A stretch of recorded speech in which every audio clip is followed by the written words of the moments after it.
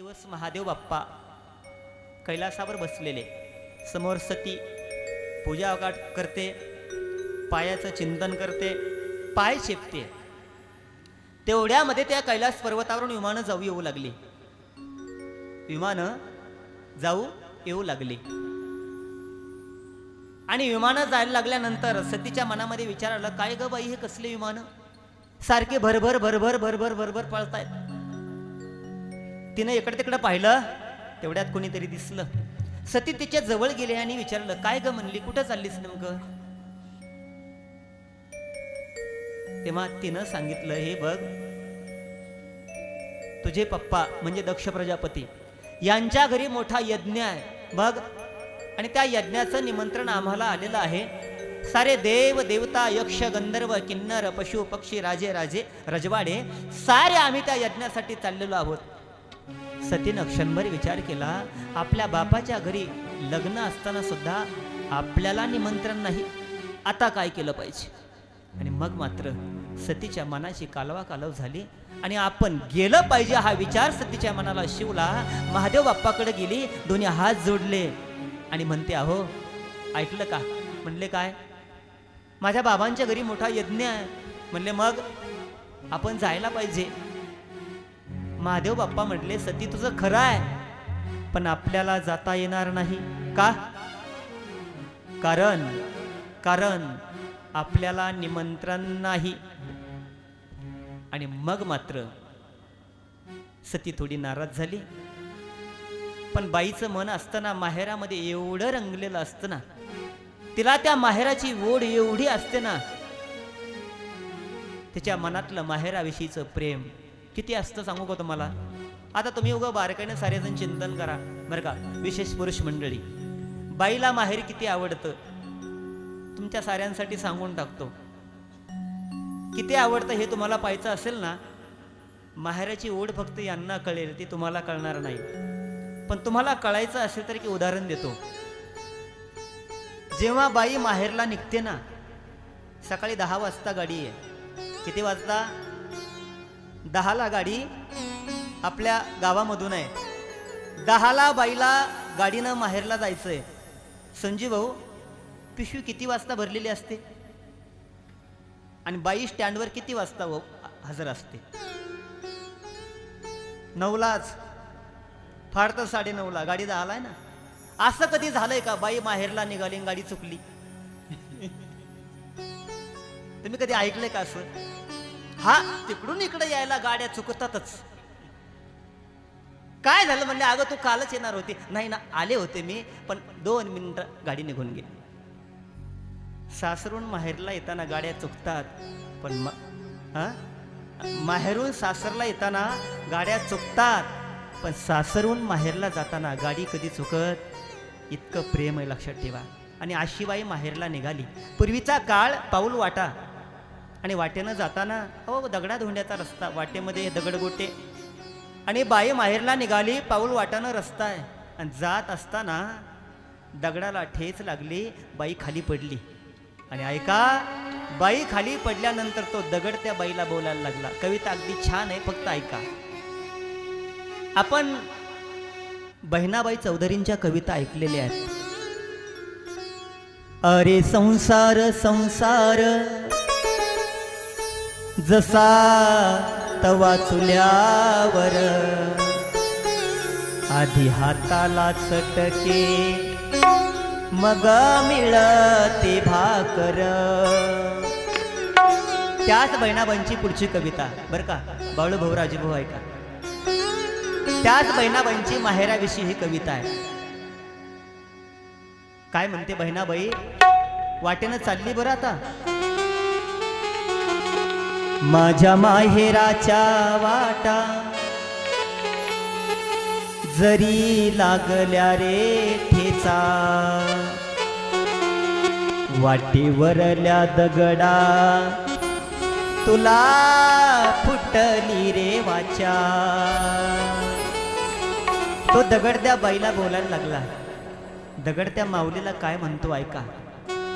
नीट जाय माय बाई, काय बोलणं आहे. नीट जाय माय बाई नको करू धडपड. नीट जा, धडपड करू नकोस. ठेच लागून तू खाली पडलीस ग. पण ऐक, माझ्यामुळे जरी तर ठेच लागली ना, मनात राग आणू नकोस. का? कितीही झालं तरी मी दगड असलो तरी मी तुझ्या माहेरच्या वाटेवरचा दगड आहे. नीट जाय माय बाई करू नको धडपड. तुझ्याच ग माहेराच्या वाटेवरला मी दगड. ऐका, ती फार बोलते आणि शेवटचा अगदी बोलून जातो. ती म्हणते, देव जगातला कुठे मला माहित नाही, पण देव कोठे, देव कोठे. ऐका, देव कोठे, देव कोठे भरीसनी जो उरला. अरे उरीसनी माझ्या माहेरात सामावला. देव हा माझ्या माहेरात आहे. माझा बाप माझा देव आहे, माझी आई माझा देव आहे, माझा दादा माझी वहिनी माझे देव आहेत. इतकी माहेराला बोलून गेली. तशी सती म्हणते, अहो आपल्याला जावं लागेल. बाप्पा म्हणतात, जिस घर में आदर मान नहीं उस घर पर जाना न चाहिए. मग सती म्हणते, असं करा, तुम्ही यायला तयार नाही ना, मी जाते, मला परवानगी द्या. महादेव बाप्पांनी ओळखलं, आता सतीची खैर नाही. तिथे गेल्यानंतर हिचा अपमान होईल, पुन्हा ही परत येणार नाही. आणि मग महादेव बाप्पांनी परवानगी दिली. पण जाताना नंदी बाबाला सांगितलं, बाबा जा, तुझ्या आईला सांभाळून घेऊन जा, तिच्या मनातली इच्छा पूर्ण कर. आणि पाहता पाहता सती माता आता माहेरला निघालेली आहे. नंदी बाबाला बरोबर दिलेलं आहे महादेवानं. नंदी बाबाला घेऊन सती मैया माहेरला गेलेली आहे. दक्षानं जाणून बुजून सतीला आणि महादेवाला निमंत्रण दिलं नव्हतं. का? महादेव स्वतःला फार अभिमानी समजतो ना, आता त्याचा बदला घेतल्याशिवाय राहणार नाही. देव वेगळा आणि महादेव वेगळा. पण बऱ्याच लोकांना देव सुद्धा कळत नाही. तसं दक्षाला सुद्धा महादेवाचा अधिकार कळला नाही. मुलांना शांत बसा, त्यांना कोणीतरी शांत करा. 1 मिनिट.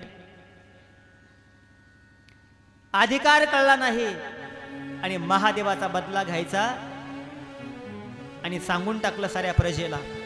साऱ्या लोकांना निमंत्रण दिले, परंतु महादेवाला निमंत्रण नाही. घरातल्या साऱ्या लोकांना सांगून टाकलं, इथे महादेव आणि सती तर येणारच नाहीत. पण जर कदाचित ते आले, कोणी सुद्धा त्यांचा आदर करायचा नाही, कोणी सुद्धा त्यांचा पाहुणचार करायचा नाही. ठरलं साऱ्यांचं. महादेव नाही आले, पण माहेरच्या ओढीनं सती मात्र आपल्या बापाच्या त्या यज्ञासाठी आलेली आहे. आणि आल्यानंतर लांबूनच पाहिलं, सुंदर असा या थाटामाठामध्ये यज्ञ उत्सव चालू आहे. मंत्राच्या आहुत्या चालू आहेत. ब्राह्मण बुवा मंत्र म्हणतात, समिधा टाकतात, रोषणाई आहे, मंडप सुंदर घातलेला आहे, जेवणाच्या पंक्ती उठतात. जिकडे पाहावं तिकडे धामधूम चाललेली आहे. सती मनामध्ये विचार करते, काय माझं नशीब असेल, यामध्ये मी सामील का होऊ शकत नाही. पण कशी का होईना मी आले ना. आणि पाहता पाहता दाराच्या पायऱ्या चढून वर गेलेली आहे. आईनं लांबूनच पाहिलं, माझी लेक आली बरं का. पळतच गेली घरामध्ये, भाकरीचा तुकडा घेतला, तांब्याचा पाणी घेतलं आणि सतीच्या अंगावरून तुकडा वळून टाकला, पाणी वळून टाकलं, सतीच्या हाताला धरलं आणि आतमध्ये आणलं. सतीच्या बहिणीनं पाहिलं, पण सांगितलं होतं बापानं सतीला थारा द्यायचा नाही. आणि सतीची चेष्टा करायला सुरुवात केली. होय गा अक्का, तू एकटीच आलीस? म्हणले हो एकटीच आले. दाजी नाही आले वाटतं. दाजी म्हणजे कोण? ते पलीकडचे, ते नाही आले वाटतं. सती म्हणले नाही ना आले. बरं बरं बरं, कसं काय चाललंय दाजीचं? बाकीच्या बहिणी, कसं काय चाललंय दाजीचं? हिनवायला लागल्या. दाजी आता माणसात आलेत का पहिल्यासारखे मसर वाटेतच? बरं, एवढं बोलून नाही, लगेच दुसरी म्हणायची, अगं अक्का, दाजी अंगाला कोणतं पावडर लावतात ग? आता हे पावडर नाही ना, हा भस्म आहे, असं कुचेष्टा करायला लागल्या. एक एक चेष्टा करत होती आणि सतीच्या डोळ्यातून एक एक पाण्याचा थेंब खाली पडत होता. पण माय ती माय असते. सतीच्या डोक्यावरनं हात फिरवला, गालावरनं हात फिरवला, पटापटा 4-5 मुके घेतले. सती वाईट वाटून घेऊ नकोस, चल माझ्या बरोबर. पाहता पाहता यज्ञाच्या मंडपामध्ये सतीला नेलेलं. सती पुढे सरसावली, जवळ जाऊन पाहिलं. साऱ्या देवांना आपापला भाग दिला, प्रसाद ठेवला, नैवेद्य ठेवला. पण माझ्या महादेवाच्या नावानं कुठंच नैवेद्य ठेवला नाही. सतीला वाईट वाटलं. तळपायाची आग मस्तकाला गेली आणि सती बोलायला लागली, बाबा एवढा मोठा यज्ञ तुम्ही केला, साऱ्या देवांना, साधू संतांना, ऋषी मुनींना आपापला नैवेद्य भाग मानपान दिला. पण माझ्या कुंकवाचा धनी असणारा महादेव बाबाला मात्र कुठलाही मान तुम्ही दिला नाहीत. काय समजता हा स्वतःला? स्वतःला फार बाबा मोठं समजू नका. अरे ज्याचं नाव घेतल्याबरोबर जगामधली सारे काम क्रोध निघून जातात, असा माझा बाबा शिव आहे. आणि त्या शिवजींची तुम्ही अवहेलना करता, माझ्या महादेवाचा अपमान करता. बाबा हे बरं नाही, लक्षात ठेवा. वाचे वदता शिवनाम तयान बाधी क्रोध काम. सारे लोक ज्याचं भजन करतात, पूजन करतात, अभिषेक करतात आणि स्वतःचं जीवन सार्थक करून घेतात, त्याच भोळ्या महादेवाचा आज तुम्ही अपमान केला बाबा. आणि ज्या ठिकाणी माझ्या पतीचा अपमान होतो, त्या ठिकाणी आता मला जगण्याचा अधिकार नाही. बाबा तुमच्या नासलेल्या रक्तापासून माझं हे शरीर तयार झालं. इच्छा नाही मला आता जगायची. याच ठिकाणी माझा मी देह समर्पित करणार. सतीनं योगाग्नी धारण केला.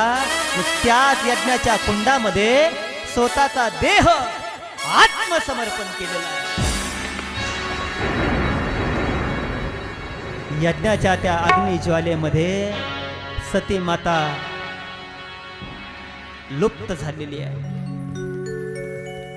पाहता पाहता बातमी महादेवाला कळाली. तिसरा नेत्र उघडला, हातामध्ये त्रिशूळ घेतला आणि महादेव बाप्पांना आकांत केला.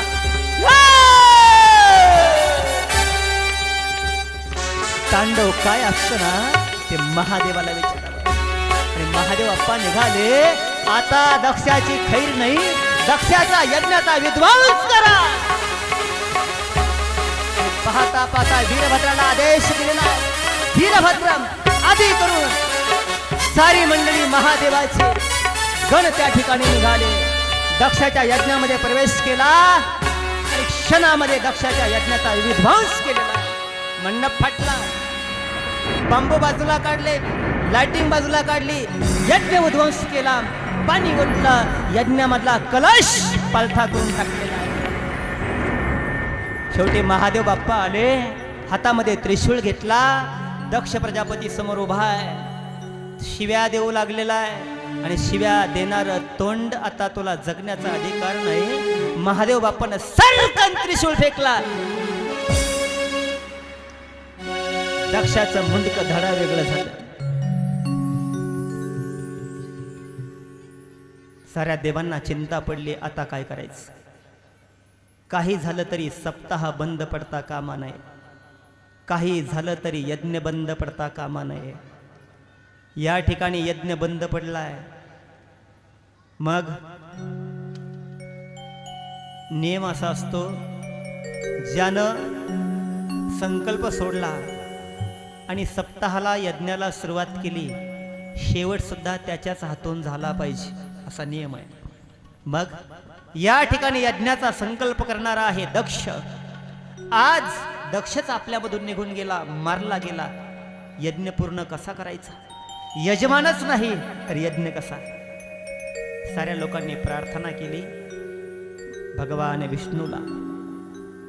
आणि भगवान विष्णूंना सांगितलं, काही करा, महादेवाची मनधरणी करा आणि आज पुन्हा एकदा यज्ञ संपन्न करा. कडू नये ते घडलेलं आहे, पण त्याला आपला नाईलाज आहे. पण धर्म कार्य बंद पडता कामा नये, हे लक्षात ठेवा. आणि मग विष्णू भगवंतांनी सांगितलं, बाबांनो, तुम्हाला जर महादेवाची मनधरणी करायची असेल तर साऱ्यांनी मिळून एकदा महादेवाचं भजन केलं पाहिजे. सर्व देवांनी ऐकलं आणि सर्वांनी मिळून आता महादेवाची मनधरणी करण्यासाठी भोलेनाथाचं भजन चालू केलेलं आहे. शंभू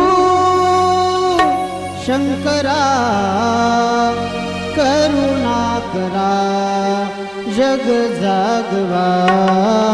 शंभू शंकरा करुणा करा जग जागवा. शंभू सांब सदाशिव हे त्रिपुरारी. शंभो हे भवतारक दुःख विदारक. शंभो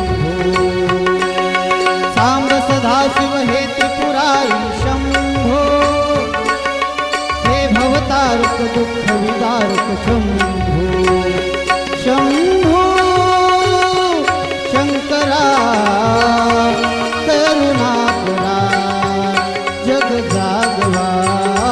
शंभो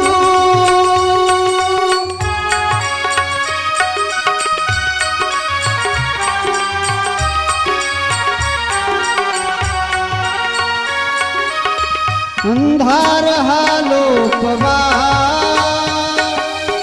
द्यावा प्रकाश नवा. अंधार हा लोपवा द्यावा प्रकाश नवा. चराचर उजळाया चैतन्याची ज्योत पेटवा. हे शिवा चराचर उजळाया चैतन्याची ज्योत पेटवा. हे शिवा शंभू शंकरा करुणा करा जग जागवा. ओम नमः शिवाय. ओम बोला बोला. ओम नमः शिवाय. ओम नमः शिवाय. ओम नमः शिवाय. ओम नमः शिवाय. ओम नमः शिवाय. ओम नमः शिवाय. ओम नमः शिवाय. ओम नमः शिवाय.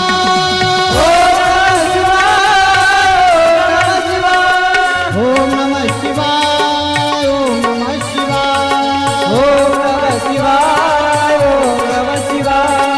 ओम नमः शिवाय. टाळी टाळी. ओम नमः शिवाय. ओम नमः शिवाय. ओम नमः शिवाय. ओम नमः शिवाय. ओम नमः शिवाय. ओम नमः शिवाय. ओम नमः शिवाय. ओम नमः शिवाय. ओम नमः शिवाय. ओम नमः शिवाय.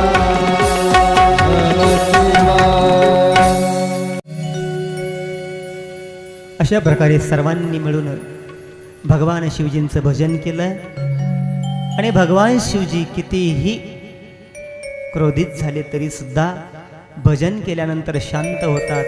हा स्वभाव साऱ्या देवांना माहीत होता. भजन केलं देव शांत झाले. विष्णू भगवान पुढे झाले, महादेवा असा अपराध पुन्हा होणार नाही, आम्ही याची काळजी घेऊ. मोठ्या माणसांचा एकतर अपमान करू नये आणि केला तर क्षमा मागावी, पुन्हा अपमान होणार नाही. मोठे माणसं विसरून जातात. महादेव त्या ठिकाणी विसरून गेले आणि आता हा यज्ञ पुन्हा आपल्याला चालू करावा लागेल. त्यासाठी दक्षाला जिवंत करायचं आहे. मग पुन्हा एकदा ऑर्डर दिली, जा पहिल्यांदा जो प्राणी भेटेल त्याचं मुंडकं घेऊन या. गण निघाले. पहिल्यांदा प्राणी भेटला.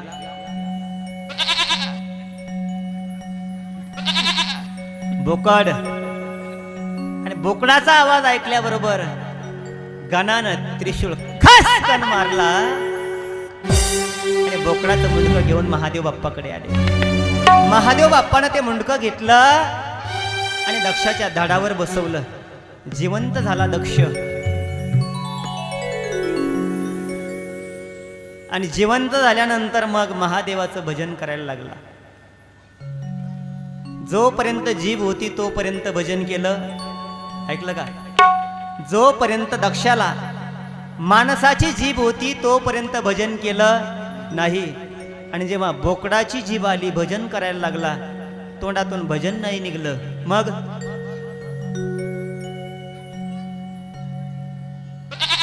हे असं निघलं. महादेवाच्या भजनाचा विचार केला, प्रयत्न केला, पण तोंडातून भजन निघाना, शिवशिव निघेना, महादेव महादेव निघेना, जय भोले निघेना. तर हेच निघायचं कसं?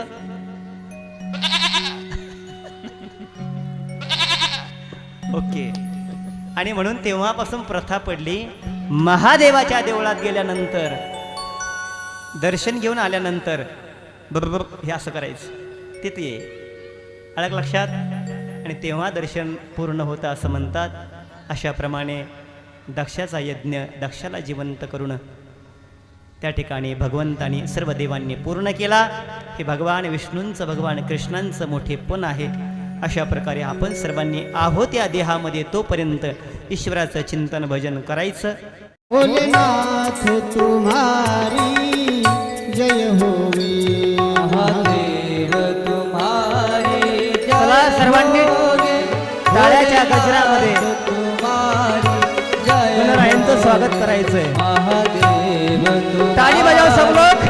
जय हात उठाकर टाळी बजाना. भोलेनाथ तुम्हारी जय होवे, महादेव तुम्हारी जय होवे, भोलेनाथ तुम्हारी जय होवे, महादेव तुम्हारी जय होवे, भोलेनाथ तुम्हारी जय होवे, महादेव तुम्हारी जय होवे, भोलेनाथ तुम्हारी जय होवे, महादेव तुम्हारी जय होवे, भोलेनाथ तुम्हारी जय होवे, उमानाथ तुम्हारी जय होवे, भोलेनाथ तुम्हारी जय होवे, उमानाथ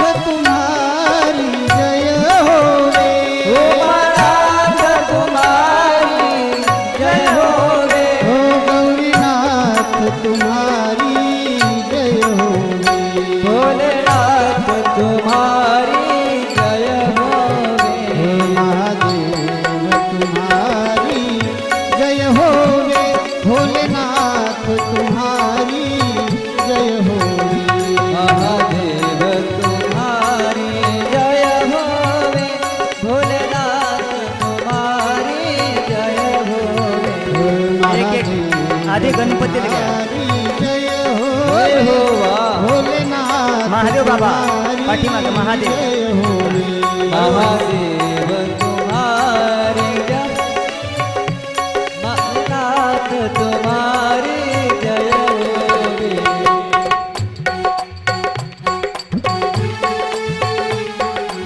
टाळी टाळी. वा वा, सर्वांनी टाळी वाजवा. जय हो.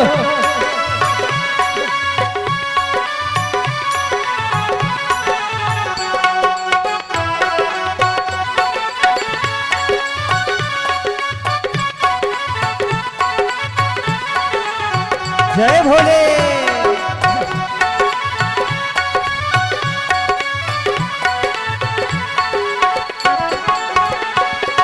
महाकाल तुम्हारी जय होवे, टाळी वाजवा. कल्पना पाहिजे होवे.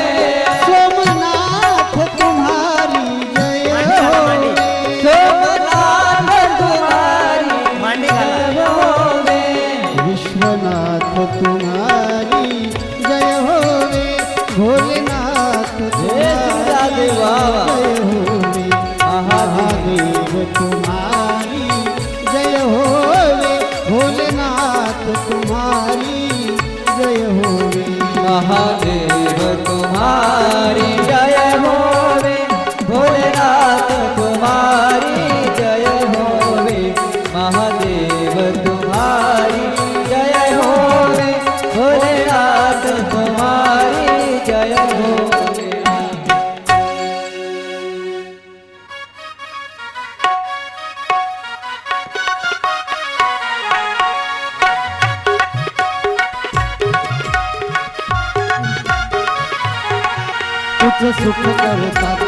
दुःख हरता अवघ्या दिनांच्या नाथा बाप्पा मोरया रे बाप्पा टाळी, मोरया टाळी. रे चरणी ठेवी तो माथा बाप्पा मोरया रे अवघ्या दिनांच्या नाथा बाप्पा मोरया रे बाप्पा मोरया रे अवघ्या दिनांच्या दाता तूच सुख करता तूच दुःख हरता अवघ्या दिनांच्या नाथा बाप्पा मोरया रे बाप्पा मोरया रे चरणी ठेवी तो बाप्पा मोरया बाप्पा मोरया रे चरणी ठेवी तुम्हाला बाप्पा मोरया रे बाप्पा मोरया रे चरणी ठेवी तुम्हाला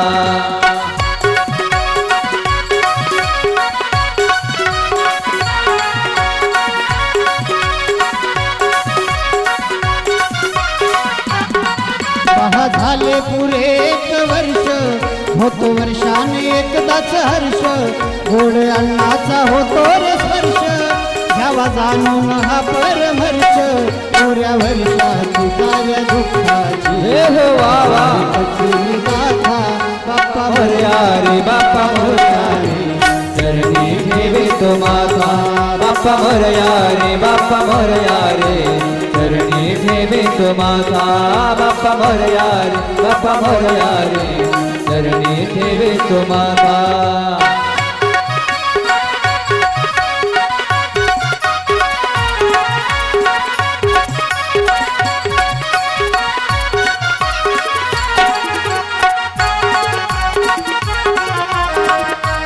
चलो ताली बजाओ लोग।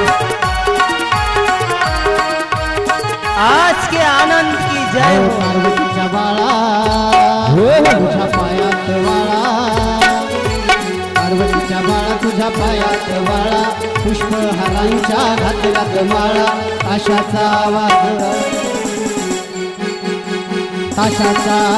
तरारा झाला रे गणपती माझा नाचत आला आशाचा आवाज तरारा झाला रे गणपती माझा जय हो। नाचत हा आला. कशाचा आवाज टळला झाला रे गणपती माझा नाचत आला गणपती माझा नाचत आला चलो थोड़ा सा आनंद लेंगे सब लोग। एक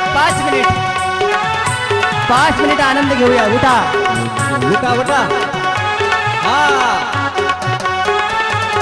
जय हो हा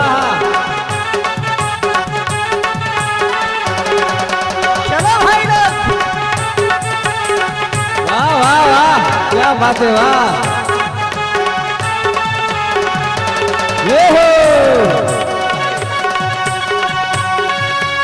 वंदन माझे तुझिया पाया वंदन माझे तुझ्या हरी शिरावर कृपेची छाया कृपया छाया भक्ताला या दर्शन द्याया देवादी देवा हो गणराया देवादी देवा हे गणराया देवादी देवा गणपतीराया सान थोडा आनंद झाला रे गणपती माझा नाचता आशाचा आवाज तरारा झाला रे गणपती माझा नाचता हे कशाचा आवाज तरारा झाला रे गणपती माझा नाचत आला कशाचा आवाज तरारा झाला रे गणपती माझा नाचत आला